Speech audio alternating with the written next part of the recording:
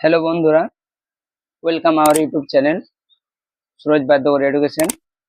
আজকে আমাদের আলোচনার বিষয় হলো পদ। আজ আমরা জেনে নেব পদ বিষয় সম্পর্কে সমস্ত বিষয়টা। তো সবার প্রথমে আমরা যেটা জানবো পদ কাকে বলে। পদ ব্যাকরণের ভাষায় বাক্যে ব্যবহৃত বিভক্তিযুক্ত শব্দকে পদ বলে, অর্থাৎ পদ সমান শব্দযুক্ত বিভক্তি। যেমন রাম বিদ্যালয়ে যায়। এখানে রাম বিদ্যালয়ে এবং যায় এই তিনটি শব্দ হলো এক একটি পদ। আর এখানের মধ্যে যে বিদ্যালয়, তার মেন বানান বিদ্যালয়, কিন্তু এখানে বিদ্যালয় অর্থাৎ এই বিদ্যালয়ে বানানটার মধ্যে আমাদের কি রয়েছে, এই বিভক্তি রয়েছে। এই যে বলা হয়েছিল না যে ব্যাকরণের ভাষায় বাক্যে ব্যবহৃত বিভক্তিযুক্ত পদ, অর্থাৎ বাক্যের মধ্যে একটা বিভক্তিযুক্ত পদ রয়েছে, সেটা কি বিদ্যালয়, যার মেন বানান, কিন্তু তার মধ্যে কি রয়েছে অন্তস্থ এইকার, অর্থাৎ বিদ্যালয় বানানের সাথে এ বিভক্তি রয়েছে। পরের প্রশ্ন, পদ কয় প্রকার ও কি কি?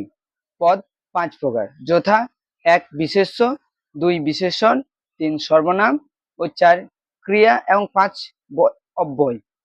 সবার প্রথম আমরা জেনে নেব বিশেষ্য পদ কাকে বলে। অর্থাৎ যে পদ দ্বারা কোনো ব্যক্তি, বস্তু, স্থান প্রভৃতির নাম বোঝায় তাকে বিশেষ্য পদ বলে। যেমন নজরুল, রবীন্দ্রনাথ, শিক্ষক, কলকাতা, গঙ্গা, তাজমহল প্রভৃতি এক একটা বিশেষ্য পদ, যার দ্বারা কখনো কোনো ব্যক্তির নাম, কখনো কোনো স্থানের নাম, কখনো কোনো জিনিসের নাম ইত্যাদি বোঝানো হচ্ছে, তার সেটাই হচ্ছে বিশেষ্য পদ। যেমন রবীন্দ্রনাথ ঠাকুর কলকাতায় জন্মগ্রহণ করেন। এখানে রবীন্দ্রনাথ হচ্ছে একটা বিশেষ্য ব্যক্তিবাচক, কলকাতা হচ্ছে একটা স্থানবাচক বিশেষ্য। নজরুল, 2 নম্বর, নজরুল বিদ্রোহী কবি নামে পরিচিত, তাই নজরুল এখানে একটা ব্যক্তিবাচক বিশেষ্য। অর্থাৎ তাছাড়াও আরো রয়েছে গঙ্গা, ভারতের প্রধান নদী, গঙ্গা একটা নদী আর নাম বোঝাচ্ছে, এবং ভারত একটা দেশের নাম বোঝাচ্ছে, অর্থাৎ নাম, প্রধান নদী, এখানে এই দুটোই হচ্ছে কি আমাদের বিশেষ্য। তাছাড়াও রয়েছে 4 নম্বর উদাহরণটা দেখো, রমেশ বিদ্যালয়ে যায়। এখানে কে বিদ্যালয়ে যায়? রমেশ, অর্থাৎ এখানে রমেশ একটা নাম, তাই এখানে রমেশ হচ্ছে কি আমাদের বিশেষ্য পদ। তো তারপরে যেটা রয়েছে আমাদের, সেটা হচ্ছে বিশেষণ পদ কাকে বলে। অর্থাৎ বিশেষণ পদ বলতে আমরা কি বুঝি? তো যে পদ দ্বারা বা যে পদ বিশেষ্য পদের দোষ, গুণ, অবস্থা, সংখ্যা, পরিমাপ প্রভৃতি বোঝায় তাকে বিশেষণ পদ বলে। যেমন ভালো, খারাপ, দুষ্টু। তাছাড়াও রয়েছে ভালো, খারাপ, দুষ্টু, সবল, দুর্বল, বোকা, বুদ্ধিমান, রোগা, পাতলা, সাদা, কালো প্রভৃতি। অর্থাৎ উদাহরণ হিসেবে আমরা যদি বলতে চাই, তাহলে 1 নম্বর উদাহরণে রয়েছে কি, যে রাম ভালো ছেলে। অর্থাৎ এখানে রাম ভালো ছেলে, এই যে রাম ভালো ছেলে, এটা তার কি একটা গুণ বোঝাচ্ছে। অর্থাৎ এখানে ভালোটা হচ্ছে কি বিশেষণ পদ।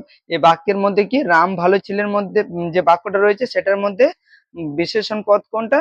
ভালো। অর্থাৎ রামের এখানে একটা গুণ বোঝাচ্ছে যে রাম ভালো ছেলে। 2 নম্বর উদাহরণে রয়েছে যেমন জবা ফুলের রং লাল। অর্থাৎ এখানে জবা ফুলের রং কেমন? অর্থাৎ জবা ফুলের রং লাল। একটা বিষয় আমাদেরকে জেনে রাখা দরকার, যখন আমরা কোনো বিশেষণ পদ বাক্যের মধ্যে কোনটা, সেটা যদি আমাদেরকে জানতে হয়, তাহলে আমাদেরকে সেটা জানবার জন্য একটা উপায় আছে কি, যে যদি বাক্যের মধ্যে বিশেষণ পদ পেতে গেলে বাক্যকে কেমন দিয়ে প্রশ্ন করো। যেমন আমি তোমাদেরকে বুঝিয়ে দিচ্ছি ব্যাপারটা আসলে কি, যে রাম ভালো ছেলে, তাহলে রাম কেমন ছেলে? ভালো ছেলে। অর্থাৎ এখানে ভালোটা হচ্ছে কি বিশেষণ। অর্থাৎ এই রাম ভালো ছেলে বাক্যটার মধ্যে ভালোটা হচ্ছে বিশেষণ। দ্বিতীয় উদাহরণটা দিকে যাই, দেখো, যেমন জবা ফুলের রং লাল। অর্থাৎ জবা ফুলের রং কেমন? লাল। এটা হচ্ছে কি বিশেষণ পদ। অর্থাৎ আমরা এইদিকে বুঝে যাব, যদি আমরা যদি বিশেষণ পদ আমরা চাই, বা বিশেষণ পদ কোনটা একটা বাক্যের মধ্যে, তাহলে সেটা যদি আমরা জানতে চাই, তাহলে আমাদের সেই বাক্যকে কি দিয়ে প্রশ্ন করতে হবে? কেমন দিয়ে প্রশ্ন করতে হবে। অর্থাৎ সেই বাক্যটা যদি আমরা কেমন দিয়ে প্রশ্ন করি, তাহলে সেই বাক্যের মধ্যে কোথায় আমাদের বিশেষণ পদটা লুকিয়ে আছে সেটা আমরা বুঝতে পারবো। এবার আমরা যে বিষয়টা জানবো সেটা হচ্ছে সর্বনাম কাকে বলে। অর্থাৎ সর্বনাম বলতে আমরা কি বুঝি? সর্বনাম বলতে আমরা সাধারণত সেটাই বুঝি যে যে পদ বিশেষ্য পদের পরিবর্তে বসে, তাকে সর্বনাম বলে। এবারে বিশেষ্য পদ তো আমরা আগেই জেনেছিলাম যে বিশেষ্য পদ বলতে সেই পদটাকে বলে যার দ্বারা কোনো ব্যক্তি, বস্তু, স্থান প্রভৃতির নাম বোঝায়, তাই না? অর্থাৎ এখানে আমরা সর্বনাম বলতে কি বিশেষ্য পদের পরিবর্তে, অর্থাৎ কোনো স্থান হোক বা কোনো ব্যক্তি বা কোনো বস্তু এর নামের পরিবর্তে যে শব্দটা আমরা ব্যবহার করবো সেটাই আমাদের কি সর্বনাম। অর্থাৎ যেমন উদাহরণ দেখো আমাদের, যেমন তুমি, কারো নাম না ধরে বারবার আমরা তাকে তুমি দিয়ে বলতে পারি। যেমন আমার নাম আমি বারবার নাম বলতে পারি আমি, সে, তারা, আমরা, তোমরা, উনি, ইনি, উনি, তাহা, কেউ ইত্যাদি হচ্ছে সব সর্বনাম পদ। যেমন আমি তোমাদেরকে একটা বোঝাবার জন্য আমি একটা উদাহরণ দিয়েছি, দেখো যেমন লিখেছি কি পায়েল আমার বান্ধবী, অর্থাৎ এখানে পায়েল একটা বিশেষ্য পদ। ঠিক আছে, আমরা আগেই জেনেছি যে পায়েল অর্থাৎ নাম বোঝাচ্ছে, আর নাম বোঝালে আমরা জানি যে বিশেষ্য পদ কোনো ব্যক্তির নাম বোঝালে তাহলে আমরা সেখান থেকে বুঝে নেবো এখানে ব্যক্তির নাম, পায়েল একটা ব্যক্তি তার নাম বোঝাচ্ছে। তো সেখানে আমরা দেখলাম কি যে পায়েল আমার বান্ধবী, অর্থাৎ পায়েলের পরিবর্তে যে আমরা সে খুব ভালো গান গায়, অর্থাৎ পায়েলের নামটা আমি বারবার না বলে পায়েলের পরিবর্তে যে আমি সে বললাম, এটাই হচ্ছে সেই সর্বনাম পদ। অর্থাৎ এইভাবেই বিশেষ্য পদ থেকে সর্বনাম পদ অর্থাৎ করা যায়। অর্থাৎ এই থেকে বোঝা যায় কি যে যে পদ বিশেষ্য পদের পরিবর্তে বসে তাকে সর্বনাম পদ বলে।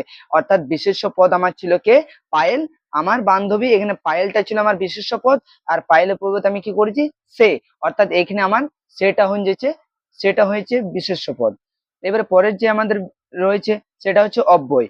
অব্যয় পদ কাকে বলে? অর্থাৎ যে পদে কোনো অবস্থাতে পরিবর্তন হয় না তাকে অব্যয় পদ বলে। যেমন ও, এবং, কিন্তু, অথবা, যদি, তবে, কিংবা, যেন, নতুবা, সুতরাং ইত্যাদি হলে অব্যয় পদ। যেমন আমি উদাহরণ হিসাবে বলি, দেখো 1 নম্বরের উদাহরণ রয়েছে রাম গরিব কিন্তু সৎ। রাম গরিব কিন্তু সৎ।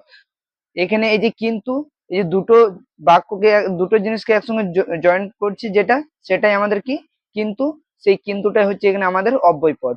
তাছাড়াও যেমন রয়েছে দেখো, যেমন রিয়া এবং প্রিয়া নাচ করছে, তাহলে রিয়া এবং প্রিয়া দুজন নয় নাচ করছে, তার জন্য কি দুজনকে একসাথে বোঝানোর জন্য আমাদের কি ব্যবহার করা হয়েছে এবং ব্যবহার করা হয়েছে। অর্থাৎ এখানে এবংটা হচ্ছে কি আমাদের ক্রিয়া অব্যয় পদ। ঠিক আছে, রিয়া এবং প্রিয়া নাচ করছে, অর্থাৎ এখানে আমাদের এবংটা হলো অব্যয় পদ। অর্থাৎ অব্যয় পদ দ্বারা দুটি বাক্যকে যুক্ত করা হয়। ক্রিয়াপদ পরের শেষে রয়েছে আমাদের ক্রিয়াপদ। শেষে রয়েছে আমাদের ক্রিয়াপদ কাকে বলে? তাহলে ক্রিয়াপদ বলতে আমরা কি বুঝি? অর্থাৎ যে পদ দ্বারা কোনো কাজ সম্পূর্ণ হওয়া বোঝায় তাকে ক্রিয়াপদ বলে। যেমন যায়, খায়, দেন, হলো, পড়া, দেখা, খেলা ইত্যাদি। যেমন আমি উদাহরণ হিসাবে আমি লিখেছি কি যে রাম ভাত খায়, তাহলে রাম ভাত খায়, তাহলে রাম কি করে ভাত খায়। অর্থাৎ এখানে খাওয়াটা যেহেতু একটা কাজ, তার জন্য এটা কি হলো খাইটা একটা ক্রিয়া।